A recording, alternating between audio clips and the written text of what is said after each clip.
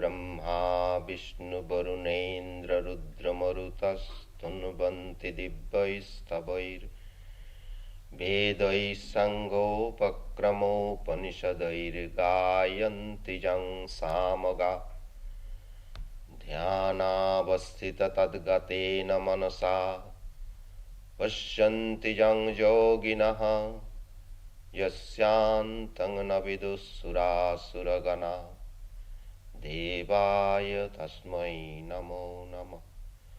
Om.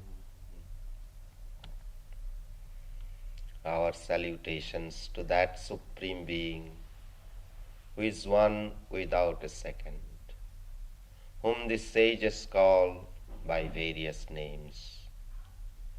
Our salutations to Him whose glory has been sung through the rapturous hymns of the scriptures of the world, but whose limitless and infinite glory none can comprehend. But again, whom the sages and devotees realize within their hearts in their deepest contemplation. Him we salute again and again. May He shine in our hearts, manifest therein all His glory, and dispel all darkness and ignorance. Om Shanti Shanti Shanti. Peace, peace, peace. I am going to speak to you this morning on faith. The English word faith has often been misunderstood and misapplied by referring it to blind credulity, which accepts all kinds of theories, dogmas, creeds, superstitions without questioning, and repeat those parrot-like. When faith becomes such, then religion becomes degraded.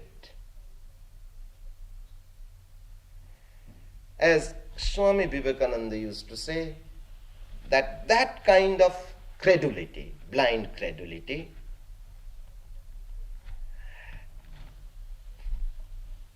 begets fanaticism. And fanaticism is a sort of disease in the brain.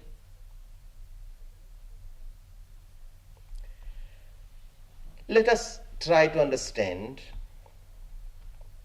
the exact meaning of the English word as given in the dictionary. The assent of the mind or understanding to the truth of what God has revealed. See, mark these words. The assent of the mind or understanding, not blind credulity. But our understanding must be satisfied. To what? To the truth of what God has revealed. You see, here comes faith. Faith in the words of the scriptures. Because in the scriptures, the truth of God is revealed. And in the Vedanta it is pointed out, not only what is recorded in the scriptures, but also there must be a living guru, living master. And his words we have to accept, but with understanding. You see, revelation, that is what we find recorded in the scriptures, will have no value unless there are souls living in whom again those truths are verified. I shall come to this point gradually. But let us first try to understand why is it that we have to have recourse to revelation. It has been beautifully expressed in one of the Upanishads, the Katha Upanishad. Brahman, words cannot reveal, mind cannot reach, eyes cannot see. How then, save through those who know him, can he be known? See, his very existence becomes unknown. Because there is no definition possible, there is no expression possible of what God is. It's anything that you can express in words.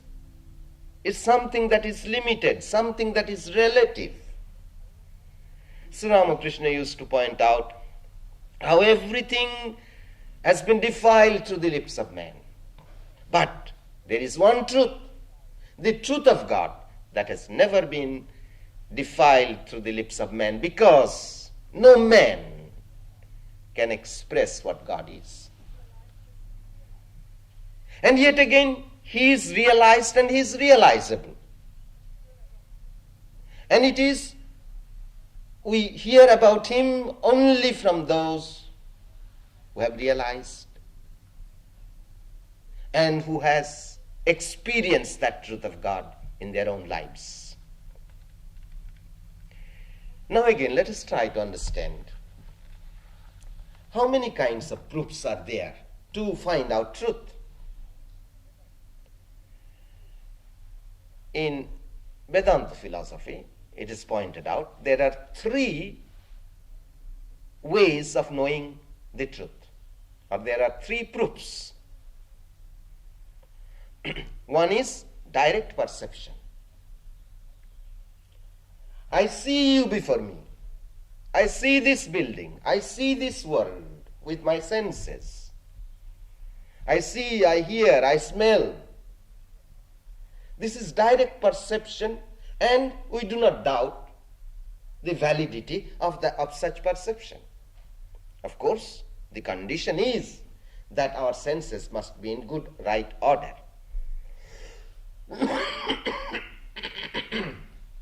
This is called direct perception. That's a proof. Then there is inference, inferential truth. And this inferential truth, of course, is based upon causation.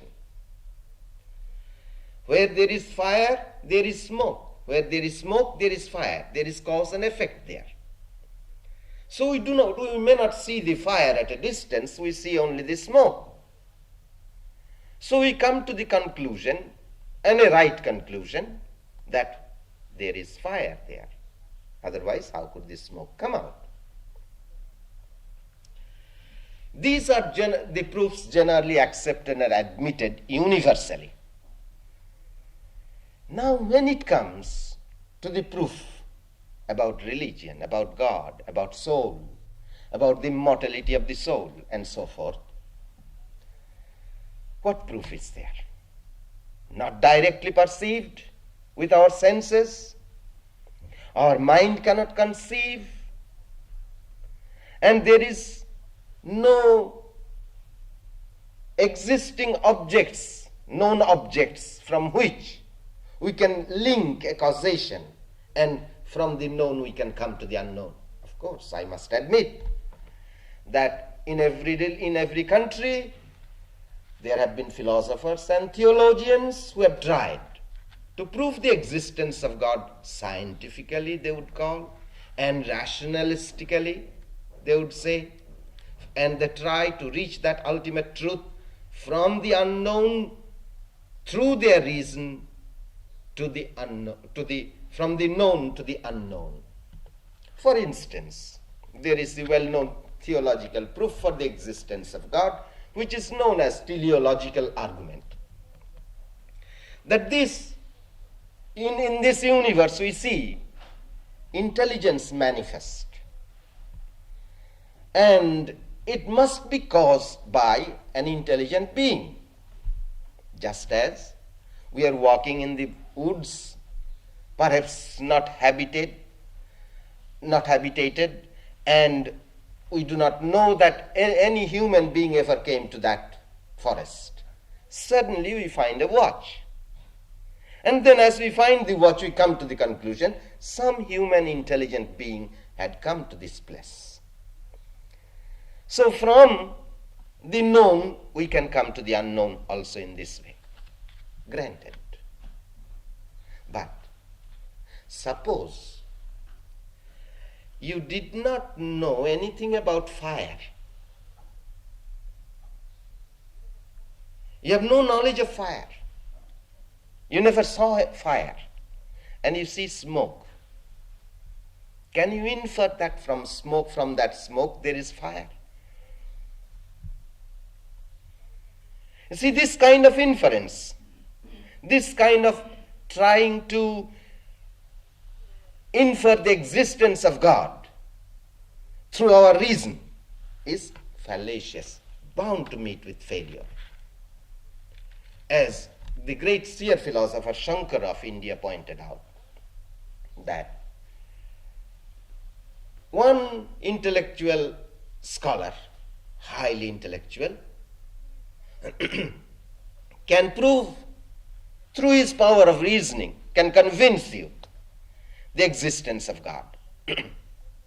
Another, some years later, another man, more intelligent than the last one, can come and prove that there is no God.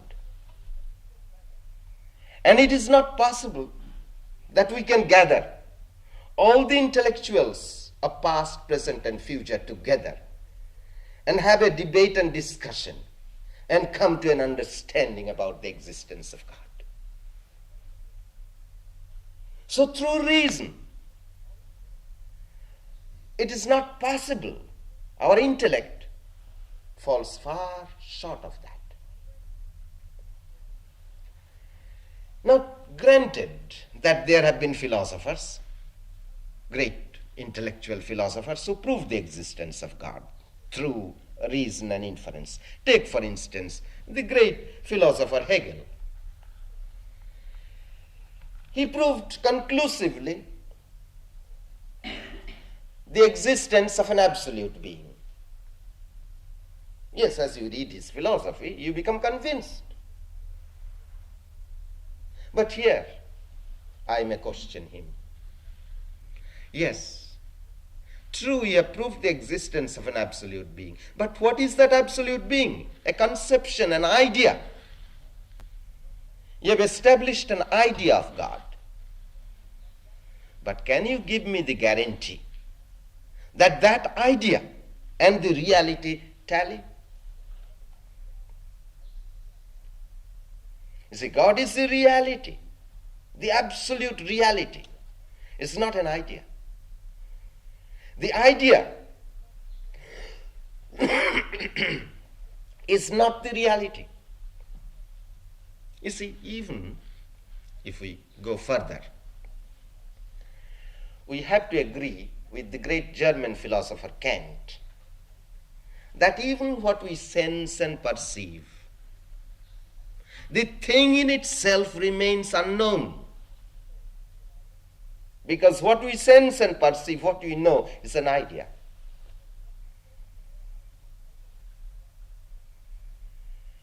Now, when it comes to God, we cannot be satisfied with an idea. To know God means to know the reality in its absolute aspect. Furthermore, if we depend only upon reason and discard revelation, then there is another great defect in our reasoning process. You see, this inferential knowledge is verifiable with regard to the sense perception and the inference that we make. There is smoke. Where there is smoke, there is fire. And we see the smoke and we come to the conclusion there is fire. If there is any doubt in our mind, we can go there and verify that there is fire. So it is verifiable. Now, if we simply start with reasoning and inference and we come to the conclusion that there is a an intelligent being.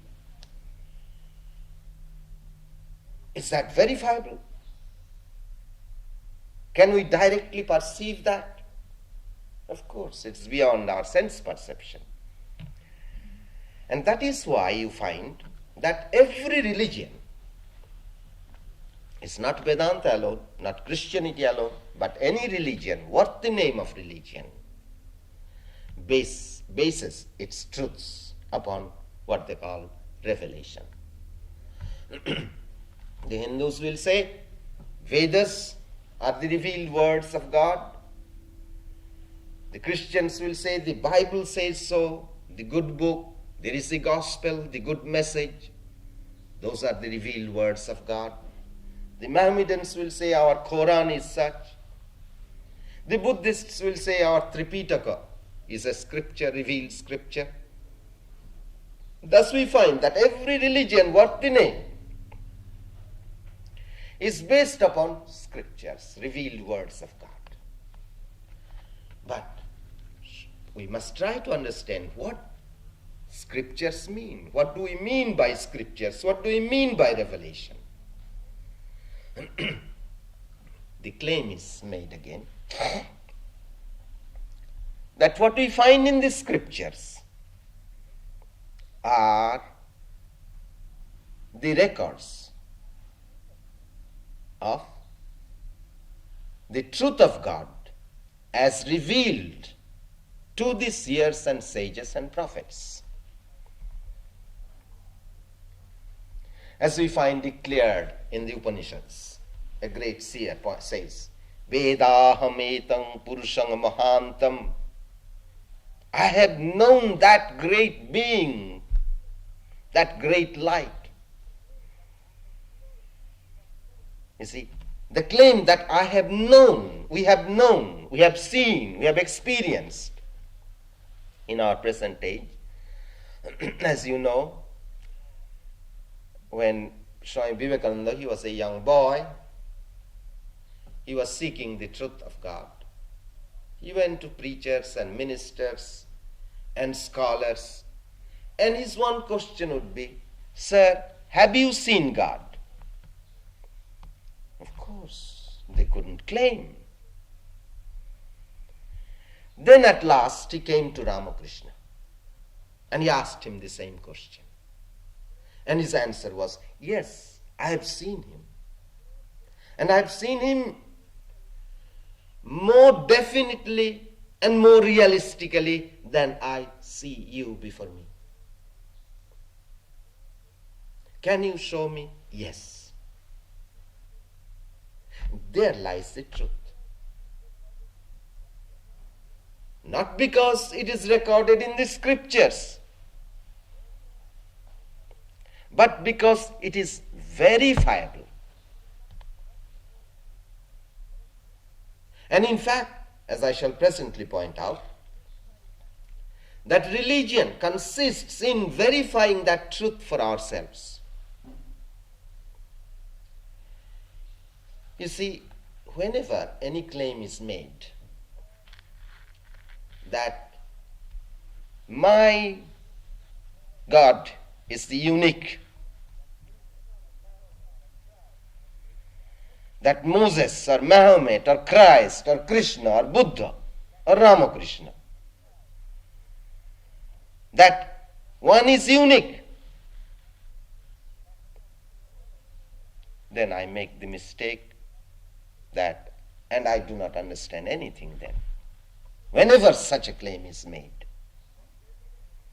and whenever any claim is made that revelation is historical, as it is, that claim is made by Christianity, that this revelation was given to Christ at a certain period of time in history, and it ends there, then I'd say you are degrading the teachings of Christ and Christianity. That's not Christianity. That's not the teachings of Christ. The revelation, when the Hindus claim the Vedas contain the revelation, what do they mean by the Vedas? They do not confine that revelation to those 4 books the Rig, Sama, Jajur and Atharva. These are the 4 Vedas. But they never limit that when they say Vedas are, that Vedas record the revelations. They do not limit by saying that those are only in these, within the pages of these 4 books. On the other hand, they point out, Vedas are beginningless and endless, eternal.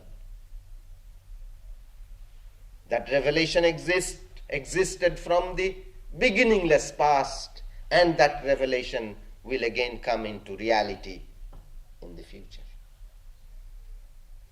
Then, as I said, that it is not unique with any one individual. If I claim Krishna was unique in his revelation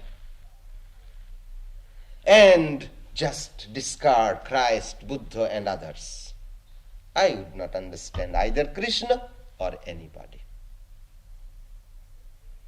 Because the truth that is eternal, not historical, not invented historically, but the truth that is eternal is discovered today, and the same truth is discovered tomorrow by another, and they will discover the same truth. In other words, it is universal, nobody's property. Just as a scientist discovers truth, he does not invent truth. He is not the originator of truth. He discovers truth.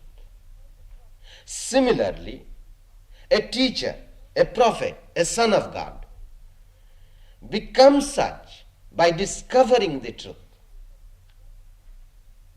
And it is the same universal truth that we find recorded in every scripture. Only when that truth also becomes verifiable, then that is revelation. If they point out, now this was revealed to Christ, or this was revealed to Moses, or this was revealed to Krishna, and you cannot have that revelation. But you have to accept, you have to believe. That is not faith.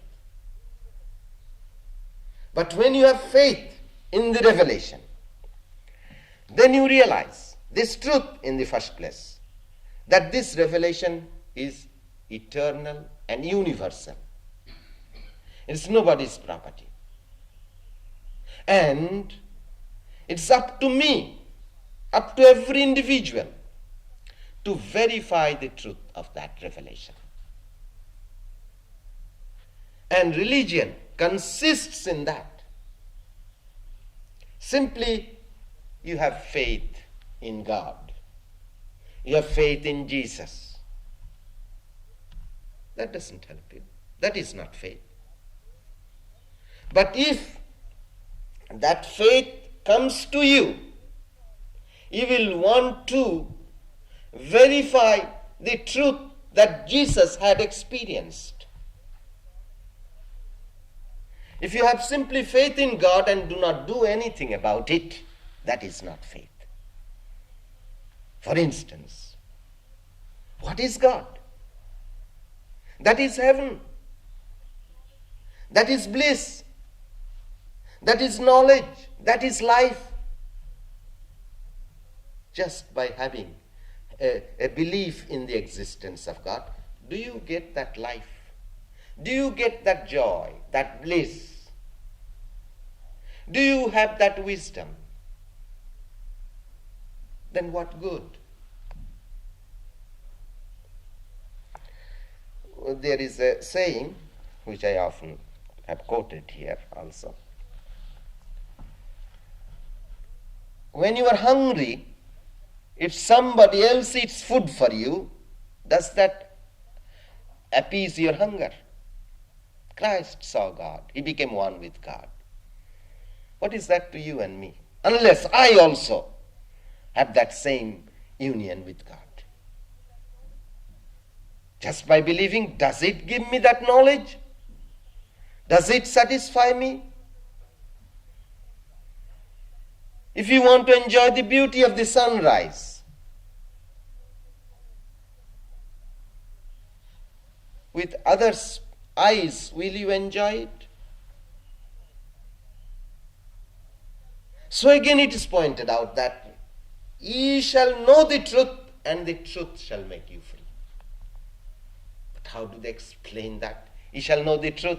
The truth is that Jesus is God, and that will make you free. No. If you know Jesus is God, and if you realize that He loves you, what will be your attitude? You'll be in ecstasy, thinking of Jesus, loving Jesus. Then you have faith. You know, sometimes I feel this way. It is better to be an agnostic than a so-called believer. It may shock many of you. But if you are a believer and just become satisfied with that and go on with every other affair in the world, then such a belief is hypocrisy. An agnostic rather is sincere. He doesn't know. But of course, I must tell you that there can be no atheist. You know, people may say, I am an atheist. But that's foolishness. I'd say that's a great mistake. How does he know that there is no God? Has he tried? But what does he not believe in after all? You see, when he says, I am an atheist, I do not believe in God, what is really his motive in saying? You define God to him, and so he does not believe in such an idea of God.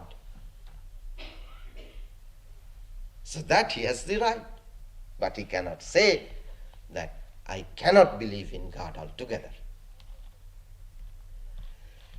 Now,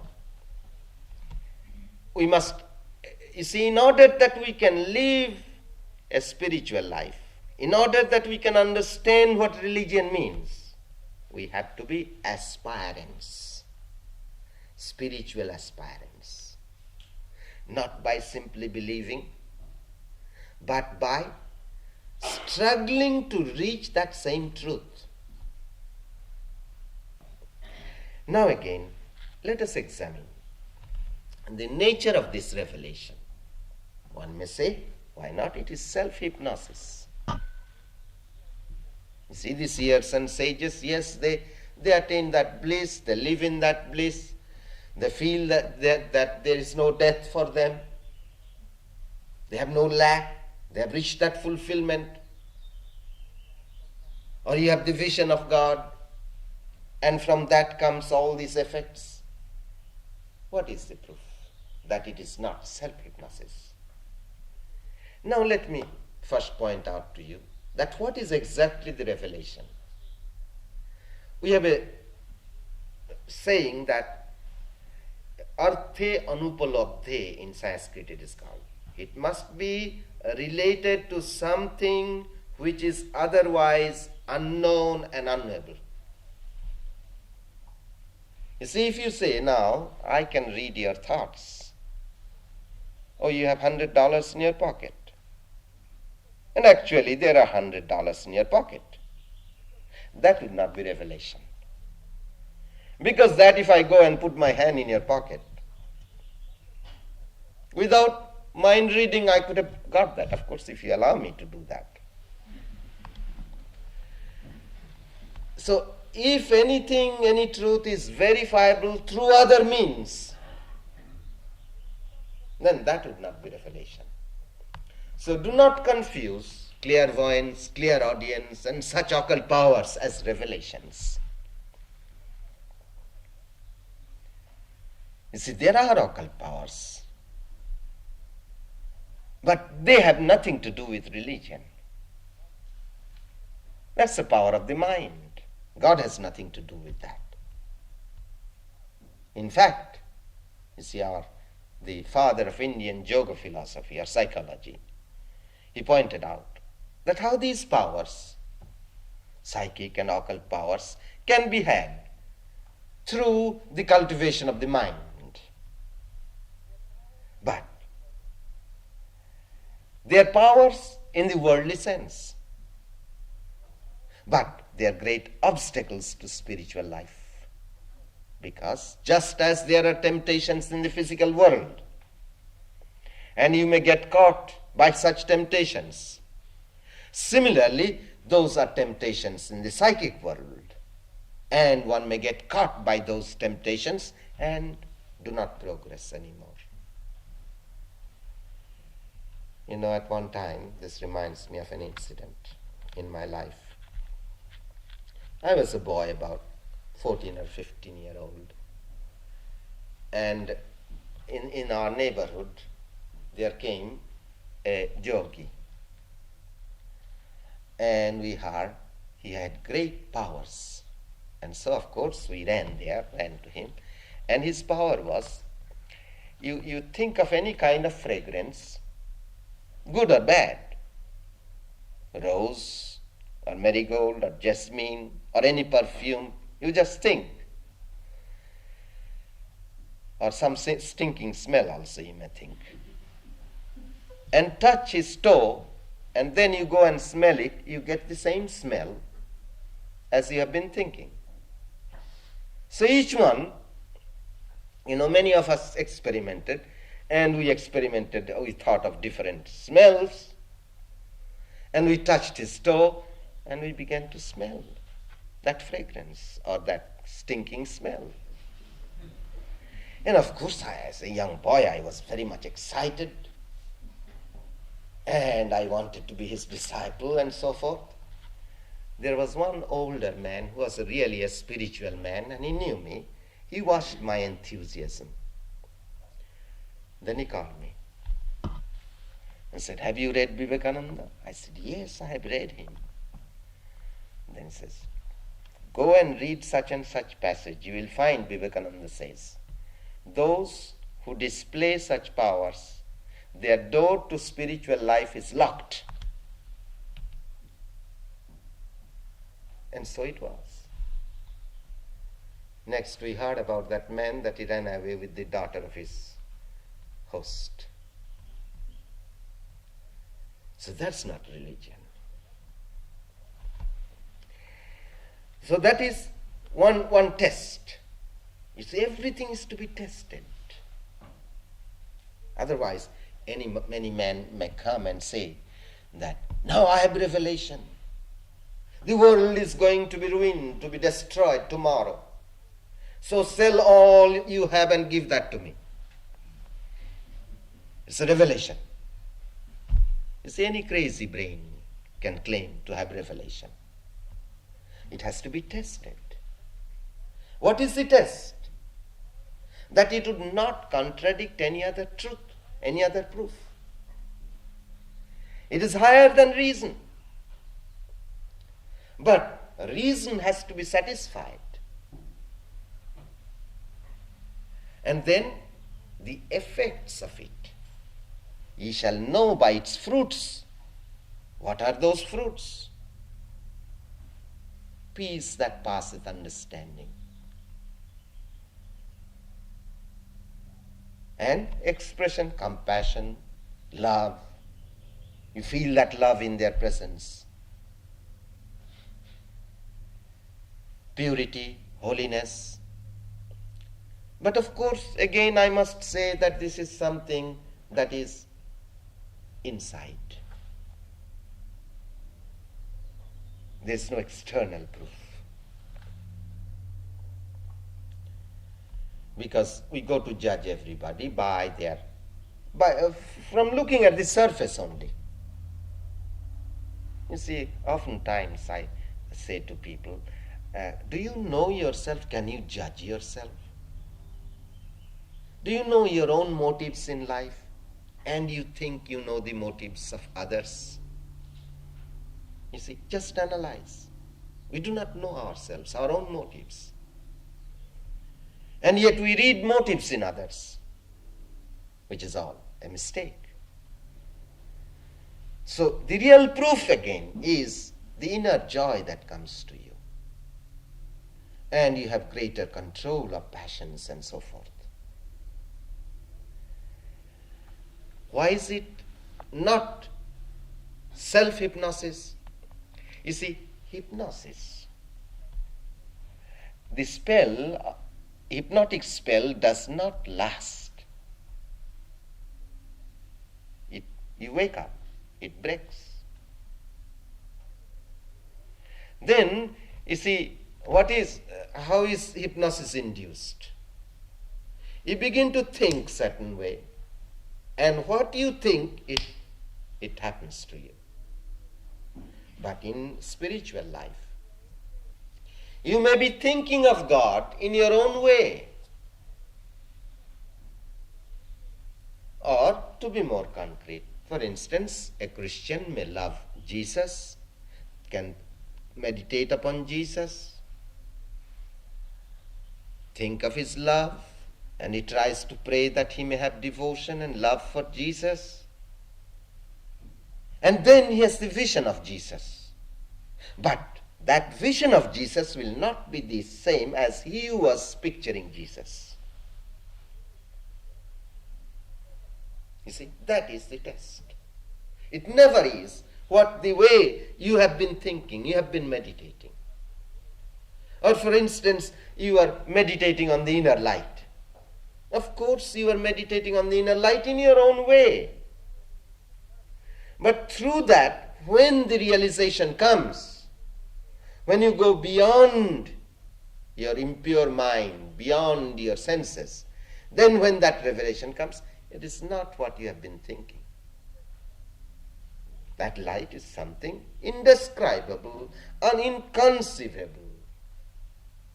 And yet you try to conceive, you try to think. So through such thoughts, your mind is filled with devotion because God knows you are thinking of Him. So in due course, He reveals Himself to you as He is in reality. Now, of course, there is another question that may arise in this connection, which I have practically answered. But why should we have to have that revelation for ourselves?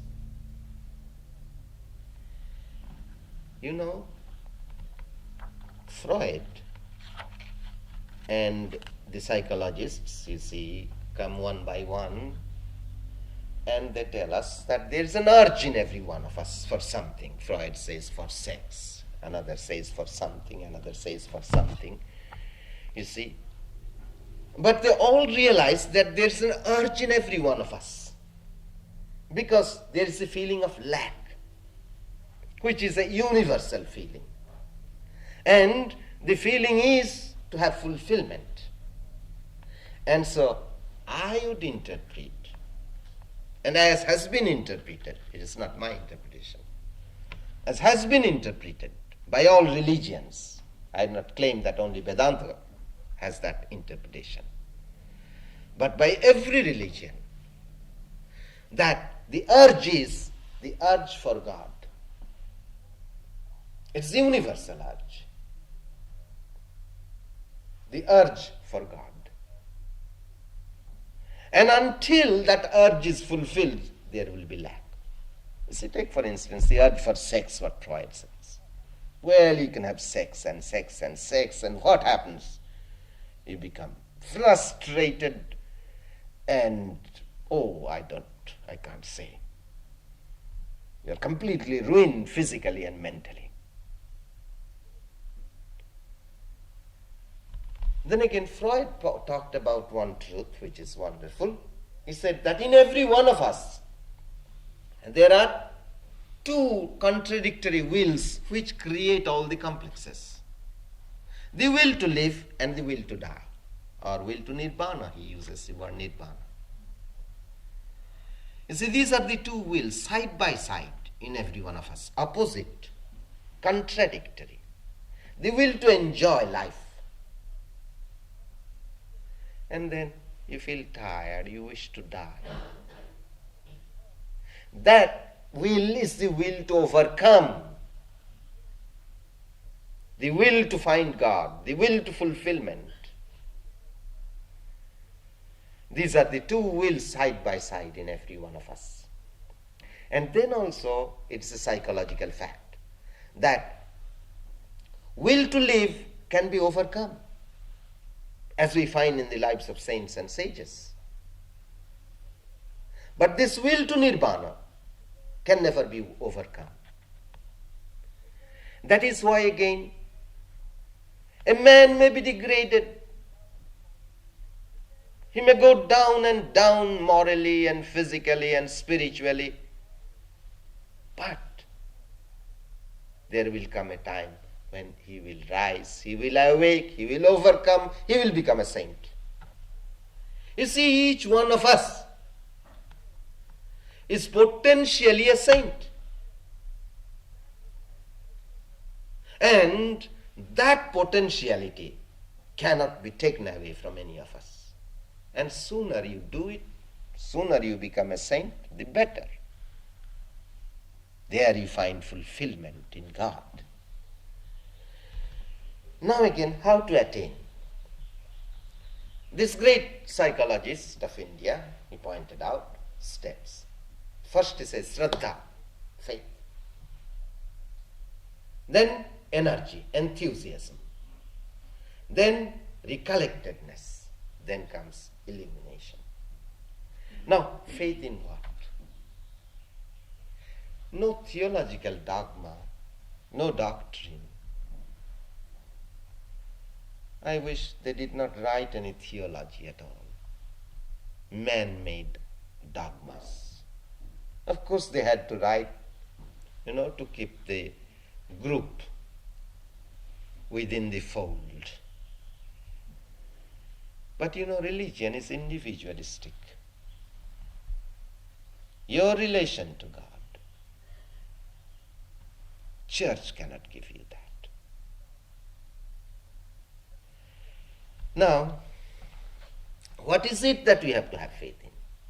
Just two propositions, two hypotheses, I'd say, working hypotheses. God is, and He is realizable.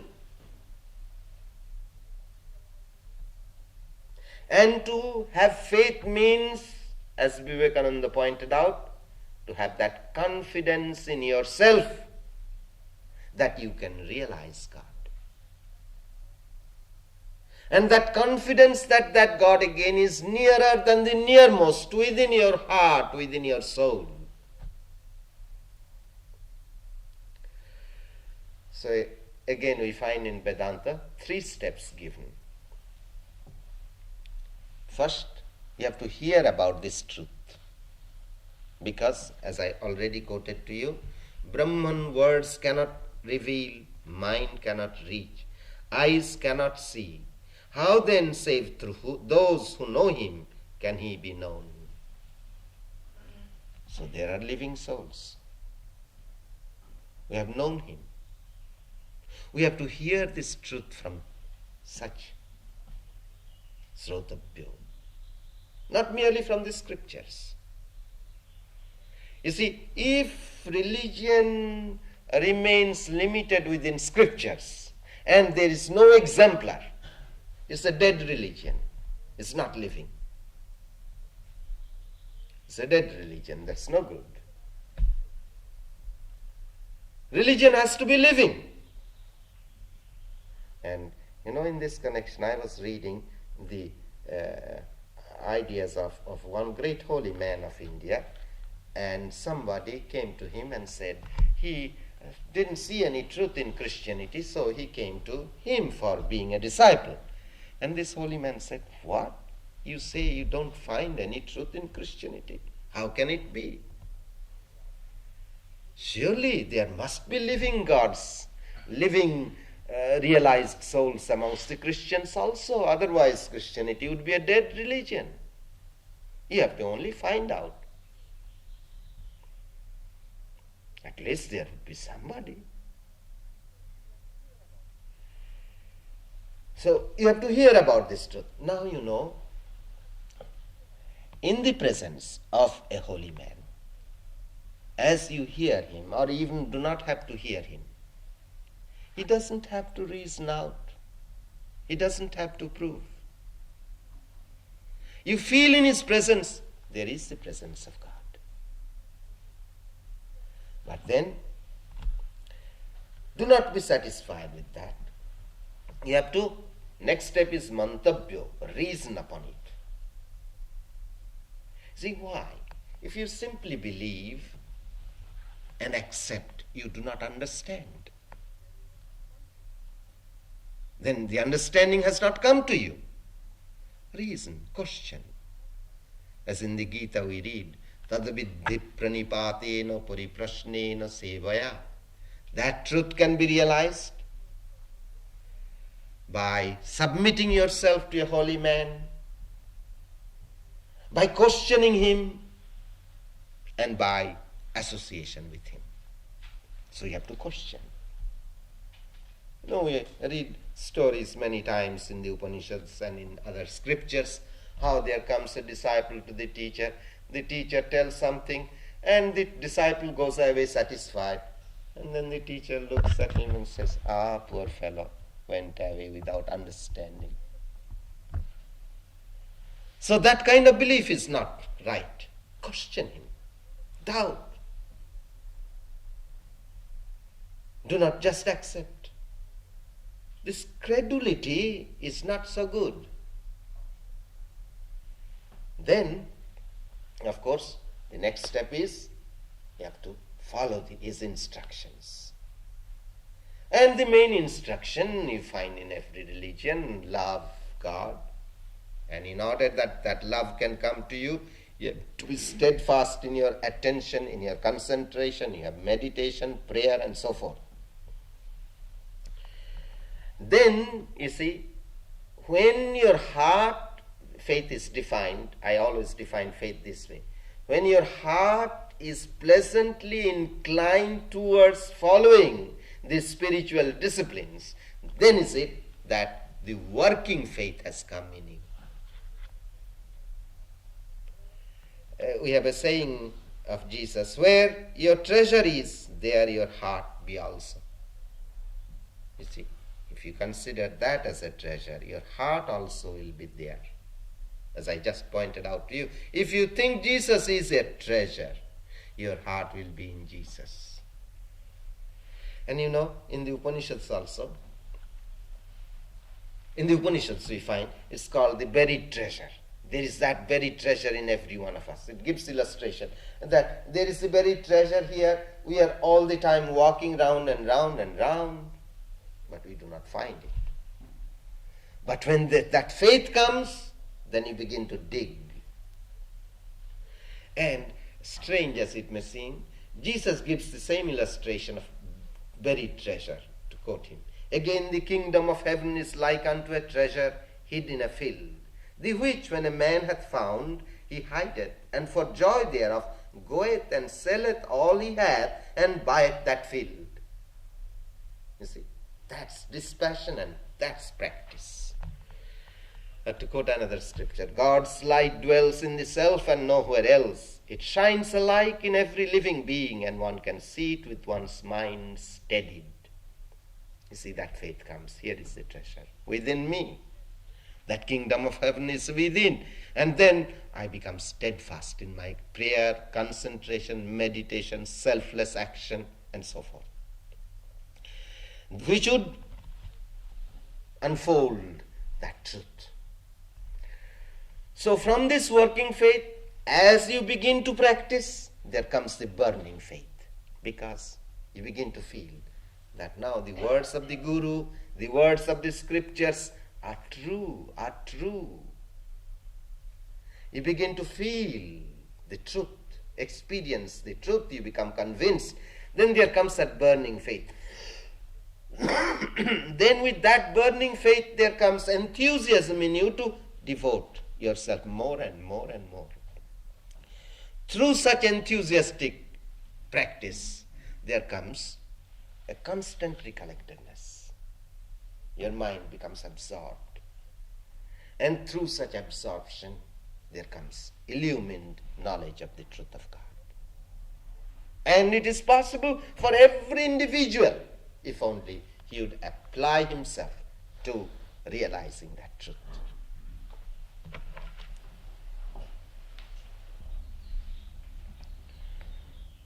Om Hari Om.